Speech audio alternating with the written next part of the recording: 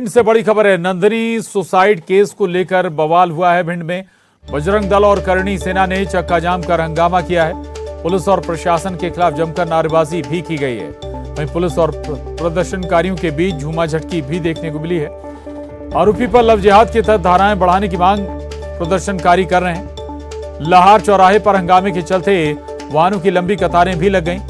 प्रदर्शनकारियों ने नंदिनी का धर्म परिवर्तन कराने का आरोप लगाया है। कलेक्ट्रेट के बाहर हंगामा अभी भी जारी है।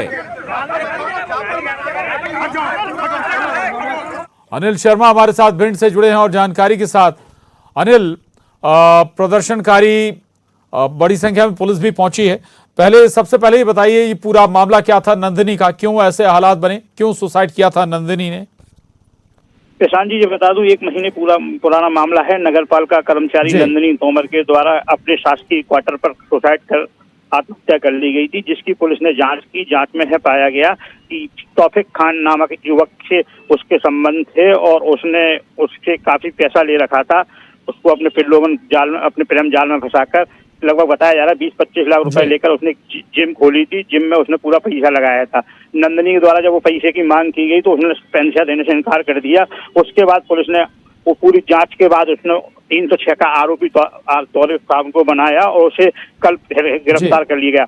उसके बाद हिंदू संगठन और करणी सेना के लोगों द्वारा आंदोलन का आह्वान किया गया और कहा गया इस मामले में पूरी धाराएं बढ़ाई जाए, लव जिहाद का मामला दर्ज किया जाए और आरोपी को कड़ी से कड़ी सजा दी जाए। उसी बात को लेकर हिंदू बजरंग दल और करणी सेना के लोगों ने शहर में चक्का जाम किया और लाहौर पुलिस से झड़प भी देखने को मिली। जी, चलिए, शुक्रिया आपका जानकारी के लिए अनिल। और रायपुर से बड़ी खबर है। छत्तीसगढ़ में आईटी की बिग रेड, एक साथ कई स्थानों पर ताबड़तोड़ छापे मारे गए हैं। स्टील और पावर प्लांट कारोबारियों के ठिकानों पर दबिश दी गई है। निर्माण, टीएमटी, ग्रेविटी, स्पंज और पावर, घाकुन स्टील और मारुति फेरो के ऑफिस पर छापेमारी हुई है। प्लांट के अलावा संचालकों के घर पर भी दबिश दी गई है। आईटी की ओर से खंगाले जा रहे हैं दस्तावेज। ग्रेविटी, फेरस और धनकुंड स्टील के मालिक धीरज सुराना, भवानी मोल्डर्स के सुनील अग्रवाल, निर्माण टीएमटी के मालिक राजेश तोला के यहां छापे मारे जा रहे हैं। रायपुर, कोरबा, रायगढ़ समेत खरोरा में एक साथ दबिश दी जा रही है। लक्सोरा फरिश्ता कॉम्प्लेक्स, वोलफोर्ट सिटी में यह दबिश इस वक्त जारी है। मोबाइल स्थित लक्सोरा पर आईटी ने छापा मारा है। कई जगह पर आईटी की दबिश हुई है। सुबह तड़के 5 बजे से ये दबिश शुरू हो गई हुई है। राजधानी रायपुर का ये फरिश्ता कॉम्प्लेक्स है और यहाँ पर तीसरे माले पे ये मनोज जलूका का फ्लैट है B3 और यहाँ पर भीतर आईटी की टीम मौजूद है। बाहर सीआरपीएफ के जो जवान है वो मौजूद हैं। और अगर हम बात करें तो अलग अलग टीमों ने निर्माण TMT, gravity, sponge and power, Ghakun steel और मारुति फेरो के ऑफिस और प्लांट के अलावा संचालकों के घर भी छापा मारा है और दस्तावेजों की पड़ताल की जा रही है। जानकारी के मुताबिक ग्रेविटी, फेरस और धनकुंड स्टील के मालिक धीरज सुराना, भवानी गोल्ड से के सुनील अग्रवाल और निर्माण टीएमटी के मालिक राजेश तोला के रायपुर, कोरबा, रायगढ़ समेत खरोरा में लगातार ये दबिश जारी है। और अचानक अगर हम बात करें तो तड़के जो 5 बजे ये पूरे शहर में ये खबर आई कि आईटी के जो छापे हैं वो पड़े हुए हैं। आय से अधिक संपत्ति को लेकर कंप्लेन की बात आ रही है। स्टील और लोहे के जो कारोबारी हैं उनके आवास पर छापे मारे गए हैं। ये अगर हम बात करें उनके जो कर्मचारी हैं, जो संचालक हैं, उनके जो कर्मचारी हैं उनसे उनके जो फ्लैट्स हैं उस पर दबिश दी गई है और जानकारी खंगाली जा रही है।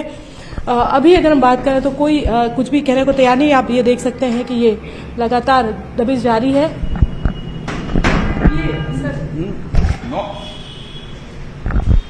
ये आप देख सकते हैं कि ये जो निकले हैं वो शायद इस फ्लैट में रहने वाले हों या कौन है पता नहीं, लेकिन उनके तेवर से अंदाजा लगा सकते हैं कि आईटी की जो दबिश है उससे किस तरह से परेशान नजर आ रहे हैं। कैमरा पर्सन राजीव के साथ ममता लांजेवाल, न्यूज़ 18 छत्तीसगढ़, रायपुर।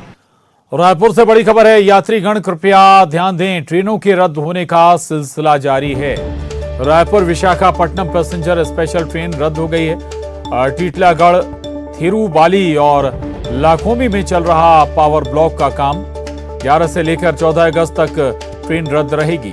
कुछ ट्रेनों के परिचालन पर भी प्रभाव पड़ेगा। ये बड़ी खबर है रायपुर से। यात्रीगण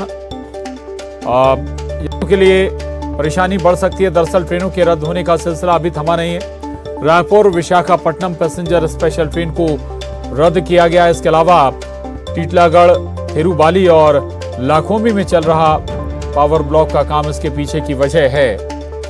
11 से लेकर 14 अगस्त तक ये ट्रेन रद्द रहेगी। कुछ ट्रेनों के परिचालन पर भी इसका प्रभाव पड़ेगा।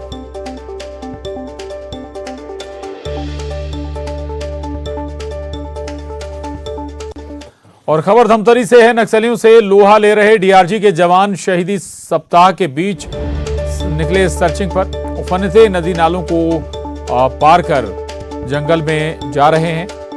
इकावरी, खल्लारी, लिखमा, बोराई के जंगलों में सर्चिंग के लिए निकले हैं जवान। तो ये बड़ी खबर है धमतरी से। नक्सलियों से लोहा लेने के लिए डीआरजी के जवान शहीदी सप्ताह के बीच सर्चिंग पर निकले हैं और उफनते नदी नालों को पार कर जंगल में प्रवेश कर रहे हैं।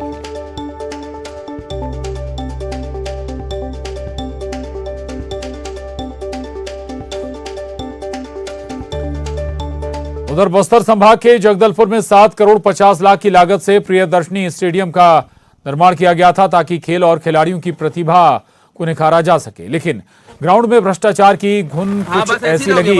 ये ग्राउंड खेल का मैदान कम जंपिंग ग्राउंड ज्यादा बन गया। दरअसल ग्राउंड के ऊपरी हिस्से में ग्रीन ग्रास मैट बिछा हुआ है जो हार्ड प्लास्टिक से बना है और लगातार हुई बारिश के बाद ग्राउंड पर जमा पानी इस ग्रीन ग्रास मैट के नीचे पहुंच गया और अब ये ग्राउंड जंपिंग ग्राउंड की तरह काम करने लगा। आपको बता दें कि कुछ दिनों पहले ही मुख्यमंत्री भूपेश बघेल ने भेंट मुलाकात कार्यक्रम के तहत इस ग्राउंड का लोकार्पण किया था। आज सुबह जब खिलाड़ी यहां प्रैक्टिस के लिए पहुंचे तो देखा कि ग्राउंड का मैट ऐसे हिचकोले खा रहा है जैसे समुद्र में कोई नाव लहरों के बीच फंस गया। हाँ बस ऐसे ही रहो भैया बस।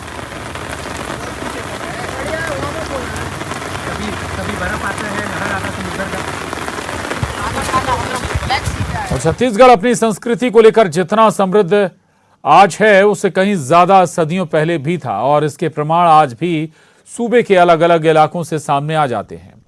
कवर्धा में हुई खुदाई के दौरान भी ऐसा ही कुछ मिल चुका है जो ये सोचने पर मजबूर कर देता है कि सदियों पहले मौजूद सभ्यता कितनी उन्नत रही होगी। लेकिन अफसोस इस बात का है कि बीते 10 सालों से यहां काम रुका पड़ा है।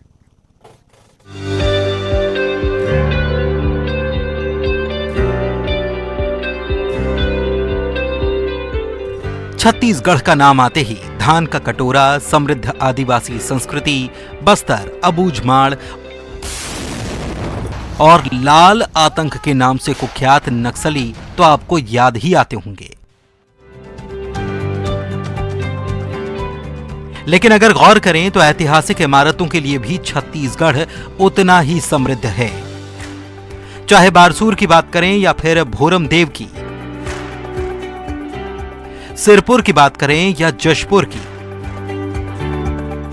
यहां मौजूद ऐतिहासिक इमारतें, मंदिर और खुदाई में मिले अवशेष न केवल दर्शनीय हैं बल्कि लोगों में कौतूहल और विस्मय भी पैदा करते हैं। लेकिन अब इस फहरिस्त में एक और नाम जुड़ गया है और वो है कवर्धा के वनांचल गांव पचराही का, जहां खुदाई के दौरान दुर्लभ प्राचीन मूर्तियां और अन्य चीजें मिल चुकी हैं। खास बात यह है कि यहां जो परिसर है उसमें 12 से 13वीं शताब्दी के फणी नागवंशी राजाओं के द्वारा निर्मित मंदिर का पता चला है, जिसका गर्भगृह और मंडप कलात्मक पत्थरों से तैयार किया गया है। इतना ही नहीं, मंदिर के चारों ओर छोटे छोटे मंदिर हैं और इसका निर्माण पंचरथ शैली में किया गया है। लेकिन इसकी खुदाई पर 2012 से ही ब्रेक लगा है। बता दें कि 2012 तक जो खुदाई की गई थी उसमें मूर्तियां, शिवलिंग, उमा महेश्वर की प्रतिमा, शाल भंजिका, योगीराज, नर्तकी आदि के अवशेष मिल चुके हैं, जो ये बताते हैं कि यहां प्राचीन नगर हो सकता है। इसके अलावा मिट्टी के बर्तन, प्राचीन काल के औजार, सोने, चांदी और तांबे के सिक्के भी मिले हैं। देखिए, पचराही जो है हमारे कबीरधाम जिले का ही नहीं, छत्तीसगढ़ का ही नहीं, पूरे भारतवर्ष के अत्यंत प्राचीनतम पुरातात्विक क्षेत्र के रूप में उसको जाना जाता है जब से उत्खनन हुआ, और मोलास्का प्रजाति का 15 करोड़ वर्ष पुराना जलीय जीवाश्म प्राप्त हुआ, तब से इसकी अहमियत और ज़्यादा बढ़ जाती है। हालांकि इसकी खुदाई हुई, उत्खनन हुआ, लेकिन बाद में उत्खनन को बंद कर दिया गया है, जबकि 1-2 टीले अभी वहाँ और बाकी हैं। चाहे तो वहाँ भी उत्खनन हो सकता है। और यह अत्यंत महत्वपूर्ण व्यापारिक क्षेत्र के रूप में पचराही उस समय का सिद्ध होता है, जहाँ पर गणेश की बहुत छोटी छोटी प्रतिमाएँ, विभिन्न धर्मों के ब्रह्मा जी की मूर्ति, इस तरह से 2-3 कालों के अलग अलग मूर्तियाँ और निर्माण कार्य वहाँ पर देखने को मिलते हैं। आपको बता दूं, मैं पुराने समय में पूर्वज जो है उस क्षेत्र को नाग लोक के नाम से जाना करते थे, तो निश्चित रूप से वो क्षेत्र बहुत ही विस्तृत है। और नदी घाटी सभ्यता के दृष्टिकोण से यदि हम देखें तो वहाँ पर हाफ नदी घाटी सभ्यता विकसित रही है। तो सुना आपने, यानी इस बात से कतई इनकार नहीं किया जा सकता कि पचराही जिले ही नहीं बल्कि प्रदेश के पर्यटन स्थल के रूप में बन सकता है। लेकिन ये तभी होगा जब यहाँ शुरुआत की जाए, क्योंकि बीते 10 सालों से यहाँ खुदाई का काम बंद कर दिया गया है। हालांकि इस पर सवाल करने के बाद नए कलेक्टर ने पूरी जानकारी लेकर काम शुरू करने की बात कही है। मैं पहले पता कर लेता हूँ, आपने मुझे बताया पचराही के बारे में, और इस पे यदि मान लो कोई भी पुरातत्व विभाग से हमें हेल्प की ज़रूरत पड़ती है तो उनसे लेंगे, और उसके जो भी चीज़ें प्राप्त हुई उसको संरक्षण का प्रयास किया जाएगा। वैसे भी कवर्धा की पहचान पहले से ही ऐतिहासिक रही है। राज परिवार से लेकर यहाँ मौजूद ऐतिहासिक मंदिर इसका जीता जागता प्रमाण है। और अब अगर एक बार फिर से पचराही में खुदाई का काम शुरू किया जाता है तो निश्चित रूप से ये न केवल कवर्धा की पहचान में 4 चांद लगाएगा, बल्कि कौतूहलवश पर्यटकों को भी यहाँ तक खींच लाएगा। मनीष मिश्रा, न्यूज़ 18, कवर्धा।